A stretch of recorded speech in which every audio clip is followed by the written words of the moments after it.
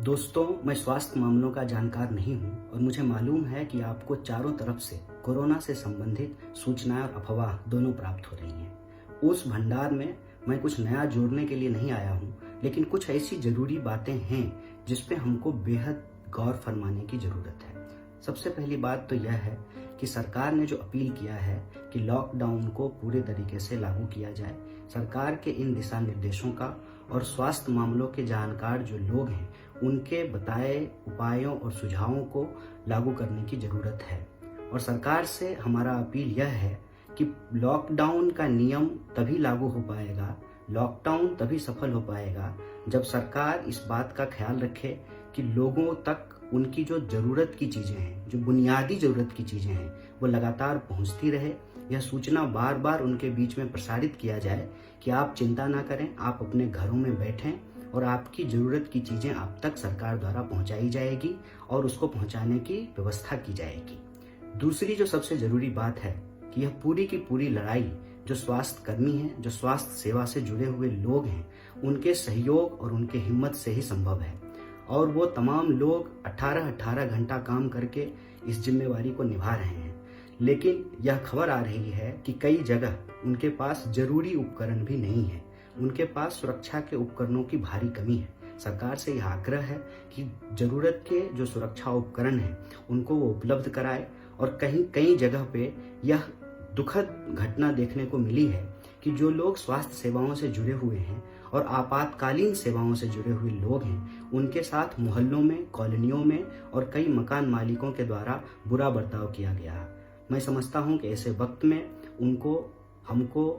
प्यार देना चाहिए, सम्मान देना चाहिए। जो देश को बचाने की कोशिश कर रहे हैं उन तमाम स्वास्थ्य कर्मियों को, डॉक्टरों को और आपातकाल की सेवा में लगे हुए लोगों को सलाम करना चाहिए। और तीसरी बात कि व्हाट्सएप यूनिवर्सिटी बहुत पहले से ही वर्क फ्रॉम होम कर रही है और तमाम तरह की गलत सूचनाएं, टोना टोटके, अफवाह ये लोगों तक पहुंचाया जा रहा है। इसीलिए आज जब विपरीत परिस्थिति में हमको और आपको वर्क फ्रॉम होम करना पड़ रहा है, हम इस बात को एक नियम बना लें कि कम से कम दिन में एक बार हम इस बात को चेक करेंगे कि हमारे घर के बच्चे और बुजुर्ग के पास कोई ऐसी सूचना तो नहीं पहुंच रही है, कोई ऐसा उपाय तो उनको नहीं बताया जा रहा है जिससे कोरोना से लड़ने के नाम पर वो किसी और बीमारी के शिकार हो जाएं। जब कोरोना से हम लड़ रहे हैं, इसका यह मतलब नहीं है कि और सारी बीमारियां हमको नहीं हो सकती है। और अगर कोई बीमारी हम तमाम लोगों को होता है, इससे स्वास्थ्य सेवा के ऊपर भार बढ़ेगा। इसीलिए वैज्ञानिकता को अपनाकर, साइंटिफिक टेम्पर को अपनाकर और अपने घर में उसको लागू करा करके कोरोना महामारी से लड़ने में हम अपनी एक महती भूमिका निभा सकते हैं। आज जब हम समाज को देखते हैं तो हम पाते हैं कि अलग अलग तबके के लोगों को, चाहे वो टाई लगाकर ऑफिस में काम करने वाले लोग हों या रेडी पटरी पर दुकान लगाने वाले लोग हों, चाहे वो संगठित क्षेत्र के मजदूर हों या असंगठित क्षेत्र के मजदूर हों, जिनके पास काम है उनका काम जाने की चिंता है और जिनके पास काम नहीं है वो बेरोजगारी की चिंता से, उसके तनाव से ग्रसित है। ऐसी परिस्थिति में बतौर व्यक्ति, बतौर सामाजिक प्राणी हमारी यह जिम्मेवारी बनती है कि हम लगातार अपने जानने वाले लोगों से बात करते रहें, क्योंकि सामूहिक तनाव एक विकराल रूप इस देश में धारण करता जा रहा है। और फोन से बात करने से, मोबाइल से बात करने से कोरोना नहीं होता है। हम यह अंदाजा न लगाएं कि अगर हमारा दोस्त इंस्टाग्राम पे हंसता हुआ फोटो डाल रहा है तो उसके जीवन में कोई समस्या नहीं है। खास करके उन लोगों से हम लगातार बात करें जो तनावग्रस्त हैं विभिन्न कारणों से, तभी जाकर के यह जो सामूहिक तनाव की एक परिस्थिति देश में पैदा हो रही है उसको हम रोक सकते हैं। और इस देश की संस्कृति को अगर हम माने तो इस संस्कृति में बार बार यह कही गई है, जियो और जीने दो। यह जो जियो और जीने दो का सिद्धांत है, इसमें हम यह जोड़ सकते हैं कि खुद का भी ख्याल रखिए और अपने आसपास के लोगों का भी ख्याल रखिए। आज हम देखते हैं कि जब हम तमाम लोगों को अपने घर में रहने की हिदायत दी गई है, हम सोशल डिस्टेंसिंग के नियम का पालन करें और सोशल डिस्टेंसिंग के नियम को पालन करते हुए हम यह भी सुनिश्चित करें कि हमारे आसपास कोई ऐसा इंसान तो नहीं है जो भूखा है, जिसके पास जरूरत की चीजें नहीं पहुंच पा रही हैं। इसकी देखरेख भी हम करें और जो हेल्पलाइन नंबर जारी किया गया है उसका इस्तेमाल करके जो सरकार के द्वारा सहायता उपलब्ध कराने की कोशिश की जा रही है, उन संसाधनों का इस्तेमाल करके हम ख्याल रखें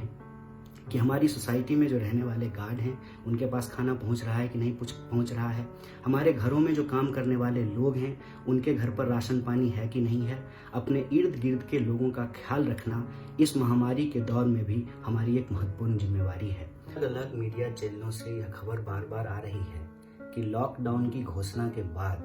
खास करके जो गरीब तबके के लोग हैं, जो मजदूर हैं, उनके बीच में एक पैनिक सिचुएशन क्रिएट हुआ है।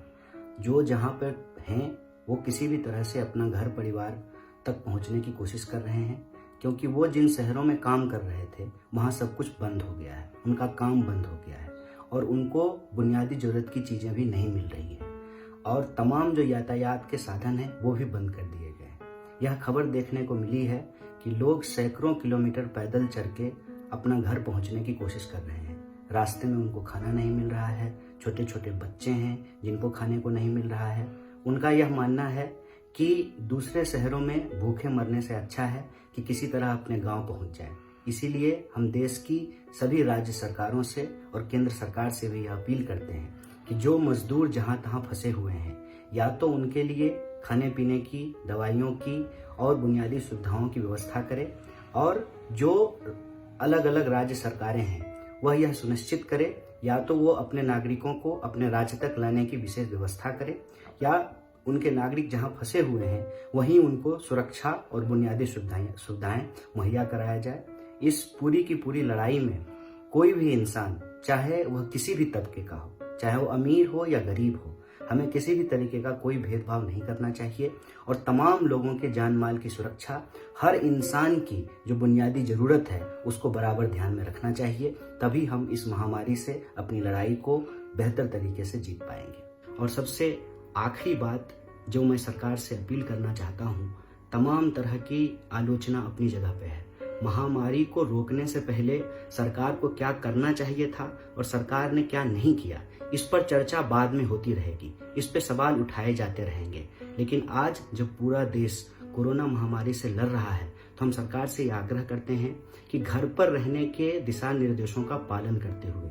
सोशल डिस्टेंसिंग के नियम को मानते हुए, अगर सरकार को यह जरूरत महसूस होती है कि स्वास्थ्य के सेवाओं में, स्वास्थ्य के मामलों के जानकार ही अपनी भूमिका निभा सकते हैं, लेकिन उसके अलावे जहां जहां वॉलंटियर की जरूरत है, जरूरी चीज़ों को एक दूसरे के बीच में पहुंचाने के लिए, सही सूचना लोगों तक पहुंचाने के लिए, किसी भी तरह के काम में अगर यूथ वॉलंटियर की जरूरत है, हम अपनी तरफ से सरकार से यह अपील करते हैं कि सामाजिक संगठनों और जन संगठनों के जो कार्यकर्ता हैं, जो युवा कार्यकर्ता हैं, उनसे सहयोग लेकर के यह जिम्मेवारी निभाई जा सकती है। और हम युवाओं से भी यह विशेष अपील करना चाहते हैं कि आप घर पर रहने की हिदायत को मानते हुए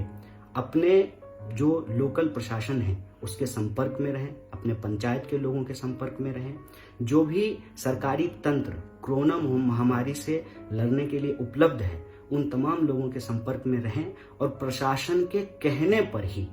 अब वॉलंटियर के रूप में अपनी भूमिका निभाने के लिए हमेशा तैयार रहें, तत्पर रहें। और याद रखें, जब तक प्रशासन ना कहे तब तक अपने घर पर बने रहना और अपने आसपास के लोगों का ख्याल करना, फोन के द्वारा अपने परिचितों और जानकारों का कुशल क्षेम पूछना, और इन तमाम तरह की कोशिशों को एक साझी लड़ाई का रूप देकर के ही हम कोरोना महामारी से लड़ सकते हैं और कोरोना महामारी को हरा सकते हैं। बहुत बहुत धन्यवाद, बहुत बहुत शुक्रिया।